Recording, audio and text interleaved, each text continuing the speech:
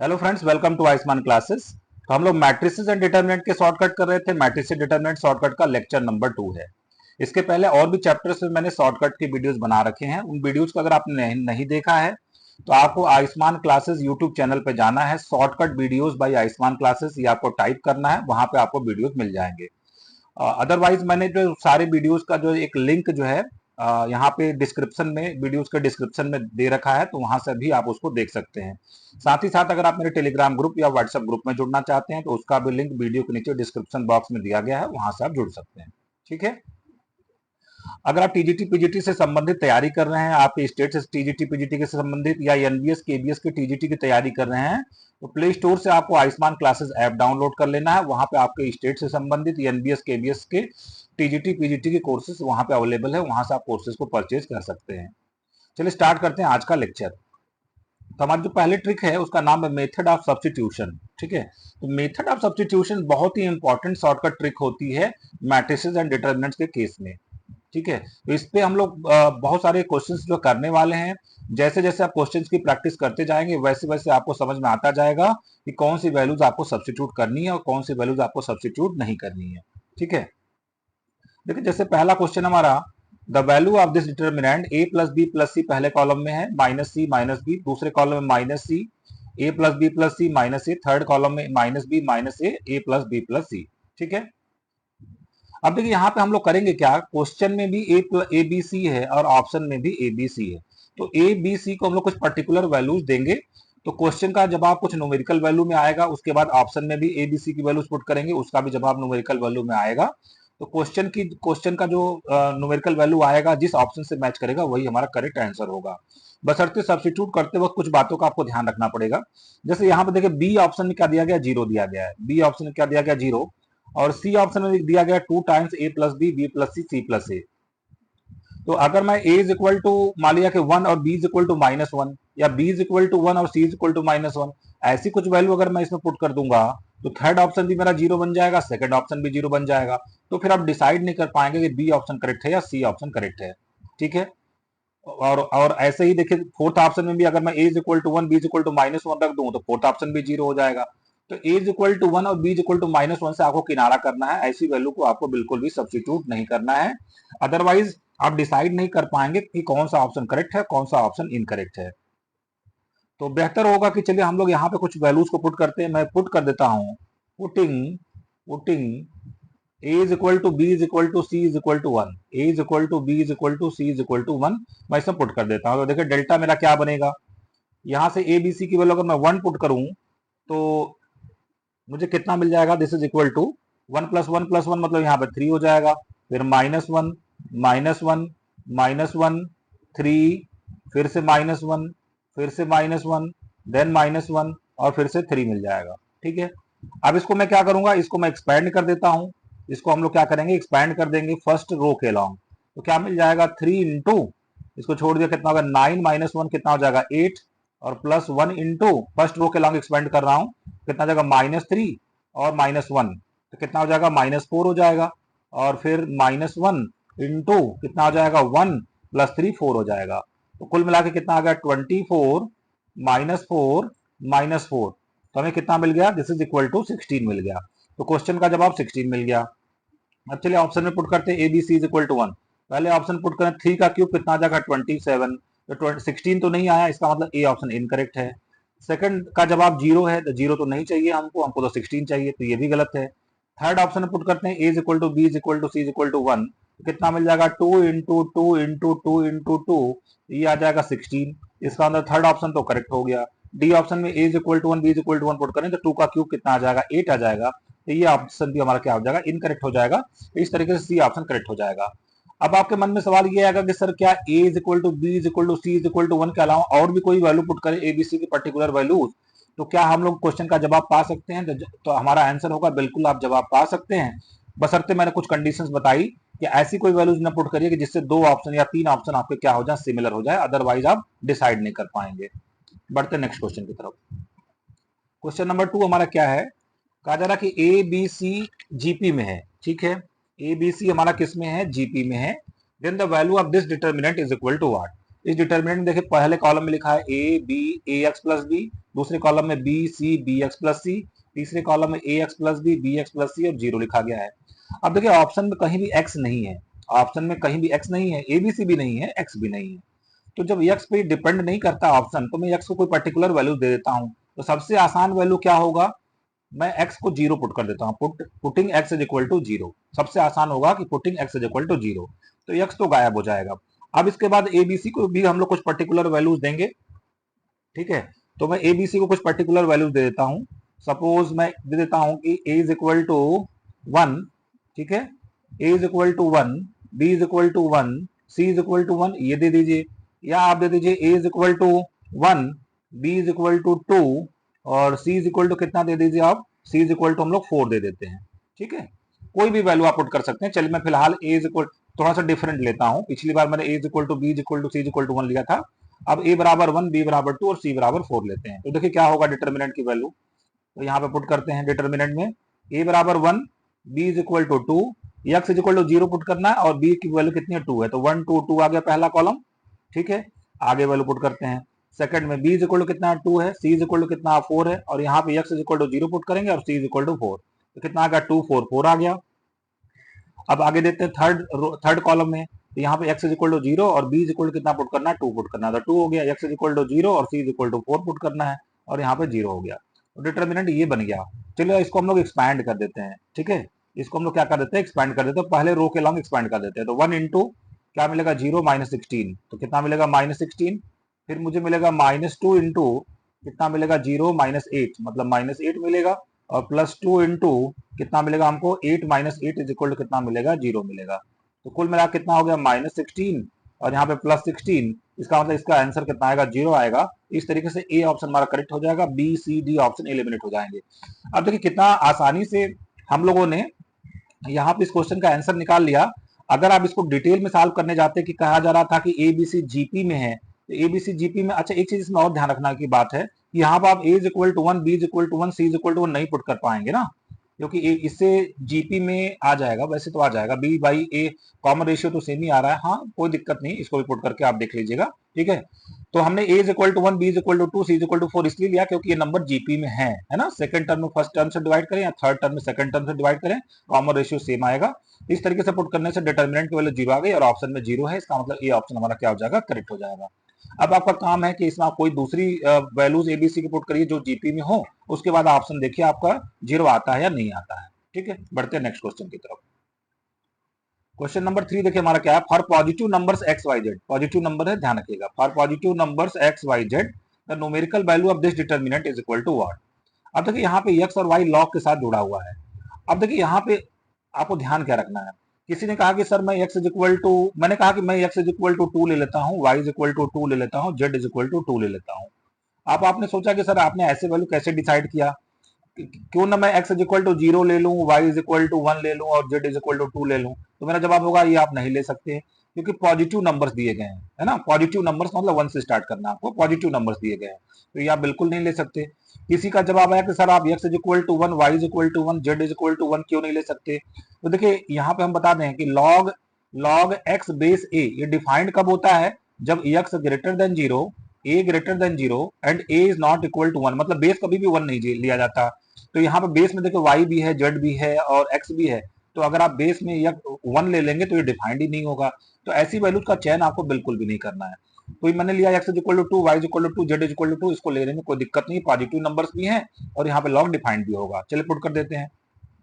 तो एक इन्फॉर्मेशन तो आप जानते ही हैं कि अगर लॉग ए ले बेस ए ले ले तो आंसर कितना आता है 1 आता है। तो इसमें अगर मैं पुट करूं तो यहाँ पे हो गया 1, फिर log 2 बेस 2 कितना हो जाएगा 1, फिर से 1, यहाँ पे हो जाएगा 1, देन 1, फिर से 1 हो जाएगा 1 1 1।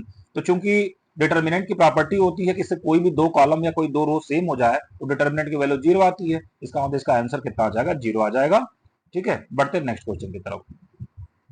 और नेक्स्ट क्वेश्चन है क्वेश्चन नंबर 4, कहा जा रहा है the value of this determinant delta is equal to, determinant लिखा है x factorial, x plus 1 factorial, x plus 2 factorial, दूसरे कॉलम में x plus 1 factorial, x plus 2 factorial, x plus 3 factorial, तीसरे कॉलम में x plus 2 factorial, x plus 3 factorial और x plus 4 factorial.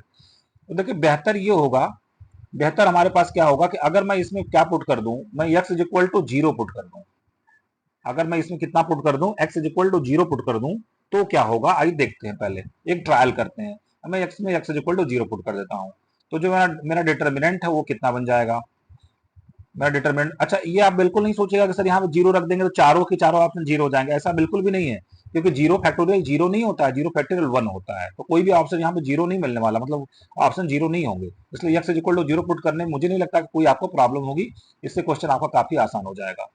तो यहाँ पे जीरो फैक्टोरियल पुट करेंगे, कितना हो जाएगा वन, यहाँ जीरो प्लस वन फैक्टोरियल मतलब one, zero plus two factorial मतलब टू, सेकंड कॉलम में जीरो प्लस वन फैक्टोरियल मतलब one, zero plus two factorial मतलब two, zero plus three factorial मतलब six, zero plus two factorial मतलब two, three factorial मतलब six, four factorial मतलब 24 आ गया।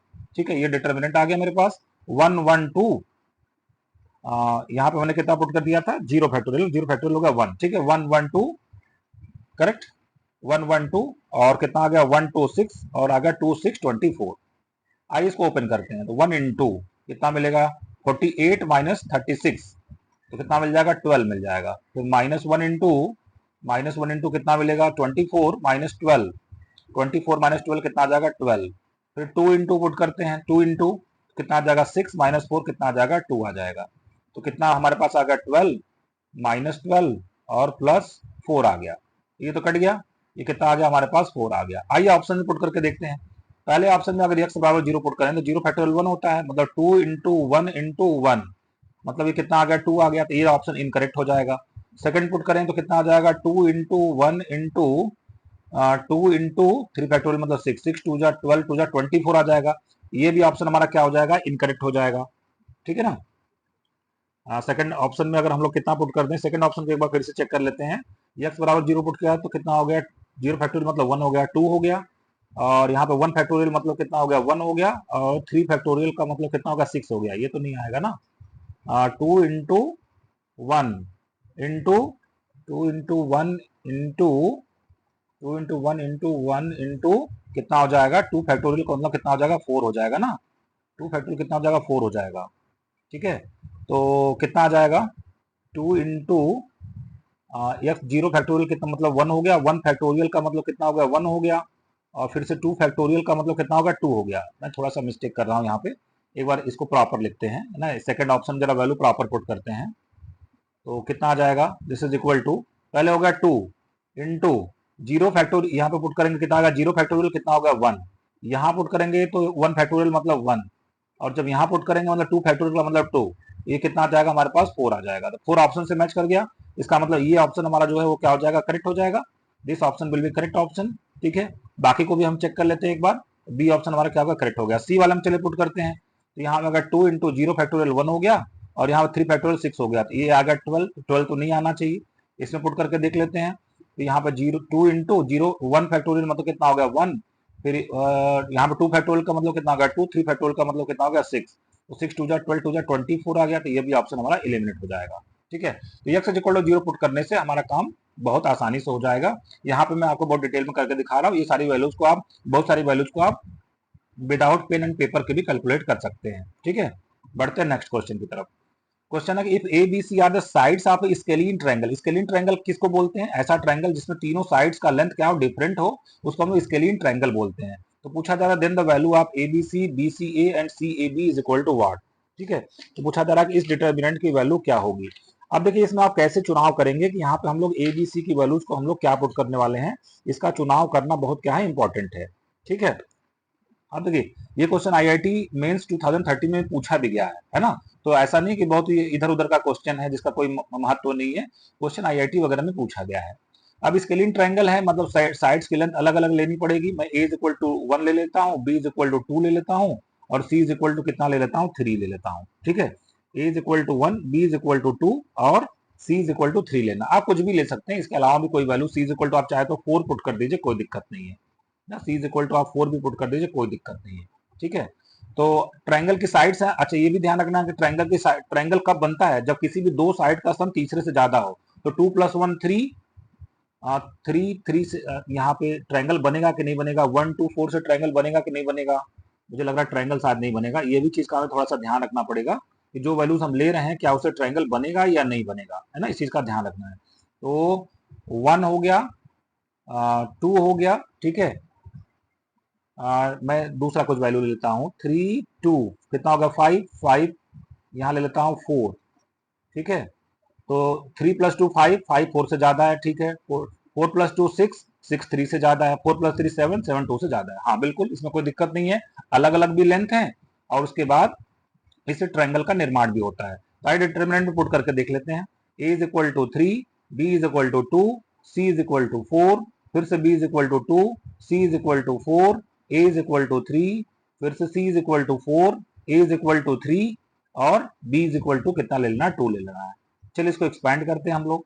तो ये कितना आ जाएगा, फर्स्ट रो के लाइन एक्सपैंड करें अगर 3 इंटू कितना आ जाएगा 8 - 9 मतलब -1, फिर -2 इंटू कितना आ जाएगा -2 इंटू 4 - 12 मतलब -8 और +4 इंटू कितना आ जाएगा 4 इंटू 6 - 16 6 - 16 मतलब -10। तो कितना हो जाएगा यहाँ से -3 और +16 और माइनस कितना आ जाएगा 40। तो कुल मिलाकर 16 - 3 का मतलब हो गया 13 - 40 तो मतलब 27 आ जाएगा, -27। ठीक है, माइनस टू। अब ऑप्शन में आ जाते हैं, कहा जा रहा है कि इस डिटरमिनेंट की वैल्यू नेगेटिव आएगी, बिल्कुल नेगेटिव आ गई। ये कह रहे नॉन नेगेटिव आएगी, गलत है। ये कह रहे पॉजिटिव आएगी, ये भी रॉन्ग है। नॉन पॉजिटिव आएगी, ये भी रॉन्ग है। कौन सा ऑप्शन करेक्ट हो गया, ये ऑप्शन हमारा करेक्ट हो जाएगा। तो देखिए यहाँ पे सब्स्टिट्यूशन मेथड जो है ना बहुत ही अच्छे से काम कर रहा है और फटाफट आप आंसर को निकाल भी पा रहे हैं। बढ़ते हैं नेक्स्ट क्वेश्चन की तरफ। कहा जा रहा कि if x² plus x, if x² + x पहले कॉलम में है, पहले कॉलम में x² + x, फिर 2x² + 3x - 1 x² + 2x + 3, second column में x + 1 3x 2x - 1 x - 2 3x - 3 2x - 1 this is equal to px - 12। Then आपसे पूछा जा रहा है p की वैल्यू क्या होगी। Then p is equal to what. ये भी क्वेश्चन देखिए IIT 2014 में, IIT मेंस 2014 में ये क्वेश्चन पूछा गया है। ठीक है, तो चलिए देखिए इसको कैसे सॉल्व करते हैं इसमें। अब इसमें हम लोग क्या करेंगे, x को कोई पर्टिकुलर वैल्यूज दे देते हैं। तो सबसे आसान होगा, मैं x = या तो 0 दे दूं या तो मैं x = 1 पुट कर दूं। आपकी जो भी इच्छा हो इसमें आप पुट कर दीजिए। मैं x = 1 पुट कर देता हूं। तो क्या बनेगा इसमें, ये डिटर्मिनेंट क्या बनेगा, x = 1 पुट करने से क्या बनेगा, डिटर्मिनेंट की वैल्यू क्या आएगी। यहाँ पे हो जाएगा 1 + 1 2, यहाँ पे 3 + 2 5 में से एक गया, कितना बचेगा 4 2 4 6 2 4 और 6, यहाँ पे बचेगा 2, यहाँ पे 3, यहाँ पे 1 2 3 1 और यहाँ पे आ जाएगा -1, फिर कितना आ जाएगा 3 - 3 0 और 2 - 1 कितना हो गया 1। दिस इज इक्वल टू लिखा है px - 12 लिखा है। अच्छा मैं x = 0 को क्यों नहीं पुट करता हूँ, क्यों नहीं पुट कर सकते इसमें। अगर हम x = 0 पुट करेंगे तो देखिए राइट हैंड साइड में p गायब हो जाएगा। इसलिए आपको x = कोई भी आप वैल्यू पुट करिए x की, लेकिन x = 0 आप नहीं पुट कर सकते है ना, नहीं तो दिक्कत हो जाएगी क्योंकि p गायब हो जाएगा। अब मुझे क्वेश्चन p की वैल्यू ही निकालनी है। अब इस डिटरमिनेंट को आप सॉल्व करिए। जब आप इस डिटरमिनेंट को सॉल्व करेंगे तो कितना मिलेगा, ये मिलेगा हमको this is equal to 2 into कितना आ जाएगा 3, फिर -2 इंटू कितना हो जाएगा -2 इंटू 4 और फिर -1 इंटू कितना मिलेगा 4 - 18, 4 - 18 मतलब -14 बराबर px - 12। लेफ्ट में कितना आ गया 6 -8 + 14 14 + 6 20, 20 में से 8 गया कितना आ जाएगा 12 और इधर कितना px - 12। अच्छा x की जगह पे कितना रखना है 1 भी तो रखना है ना, तो राइट हैंड साइड में आ गया p - 12 और इधर आ गया 12, तो p की वैल्यू कितनी आ जाएगी, p = 24 आ जाएगा। तो कौन सा ऑप्शन हमारा करेक्ट हो जाएगा, p = 24 के साथ बी ऑप्शन हमारा क्या हो जाएगा, करेक्ट हो जाएगा।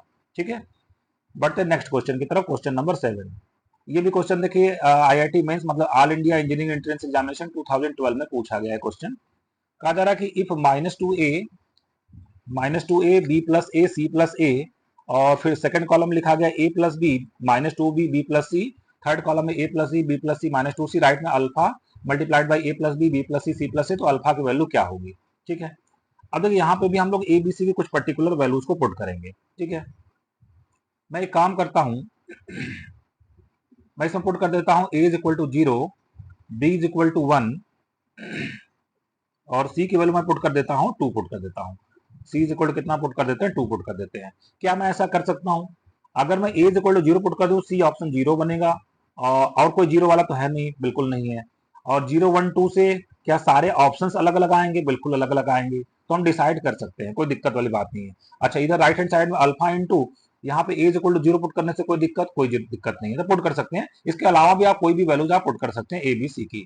मैं फिलहाल a = 0 b = 1 c = 2 पुट करने जा रहा हूँ। ठीक है, तो क्या मिलेगा यहाँ पे, यहाँ पे मिलेगा 0 और b प्लस ए का मतलब 1, c प्लस ए का मतलब 3, 0 1 3, ठीक है। फिर 1 माइनस 2 3, 1 माइनस 2 3, थर्ड कॉलम में क्या मिलेगा हमको 2 3 4, 2 3 माइनस 4, 2 3 माइनस 4, और राइट हैंड साइड में अगर पुट करें a बराबर 0 b बराबर 1 तो कितना मिलेगा अल्फा इंटू 1 इंटू 3 इंटू 2, ठीक है। अल्फा यहाँ पे आ गया a प्लस बी मतलब 0 प्लस 1 कितना आ गया 1 आ गया, b प्लस c का मतलब कितना आ गया 3 आ गया, ठीक है, और c प्लस a का मतलब कितना आ गया 2 आ गया, ठीक है।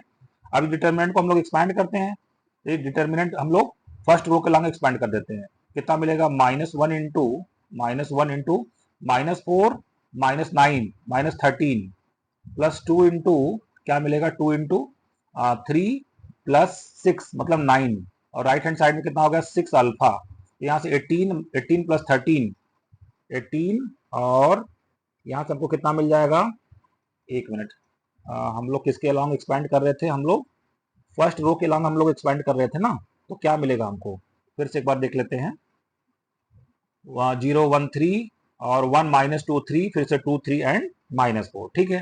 तो 0 इंटू मिल गया दिस, फिर -1 इंटू क्या मिलेगा जरा फिर से चेक कर लो, -6, और ये -4 इंटू कितना मिलेगा, -4 इंटू, और यहाँ पे है 2 3 -4 0 1 2 0 1 2, यहाँ पे कुछ गड़बड़ हो रहा है, c प्लस ए कितना आएगा, यहाँ पे 0 1 2 आएगा ना, यहाँ पे पहले कॉलम में यहाँ पे मैंने एक मिस्टेक किया, 0 1 2 आएगा, ठीक है। तो अब क्या आएगा -1 इंटू कितना मिल जाएगा, -4 और -6 मतलब -10 आ जाएगा, यहाँ पे आ जाएगा -10, ठीक है। तो ये हो गया 10 -10, -7 इंटू -10 प्लस 2 इंटू अब इसको भी चेक कर लेते हैं, 2 इंटू कितना मिलेगा 3, और प्लस 4, 3 प्लस 4 हमारे पास कितना आ जाएगा 7 आ जाएगा, यहाँ पे आ गया 7, तो कितना बन गया 10 प्लस 7 2 जा कितना हो गया 14 इज इक्वल टू 6 अल्फा, मतलब 6 अल्फा इज इक्वल टू कितना होगा 24, तो अल्फा की वैल्यू कितनी आ जाएगी 4 आ जाएगी। कौन सा अब ऑप्शन में देखना पड़ेगा, 1 तो गलत है, a प्लस बी प्लस सी कितना आएगा 0 प्लस 1 प्लस 2 मतलब 3 आ जाएगा, तो ये भी रॉन्ग है। थर्ड ऑप्शन पुट करते हैं a बराबर 0 है, तो ये भी रॉन्ग हो जाएगा, डी ऑप्शन हमारा क्या हो जाएगा करेक्ट हो जाएगा, ठीक है। बढ़ते नेक्स्ट क्वेश्चन की तरफ, क्वेश्चन नंबर 8। क्वेश्चन नंबर 8 में देखिए आपसे क्या कहा गया है कि the value of this determinant is equal to what, इस डिटर्मिनेंट की वैल्यू क्या होगी, ये आपसे पूछा गया है, ठीक है। अब देखिए इसमें भी हम लोग क्या करेंगे, एबीसी को कुछ पर्टिकुलर वैल्यू देते हैं, चलिए मैं a is equal to 1, b is equal to 1 और c इज इक्वल टू 1 दे देता हूं, ठीक है। तो क्या होगा इससे डिटर्मिनेंट 1 1 1, यहाँ पे हो जाएगा 1 1 1, और यहाँ पे हो जाएगा थर्ड कॉलम में हमारे पास कितना आ जाएगा 0 1 -1 कितना हो गया 0 0 0 आ जाएगा।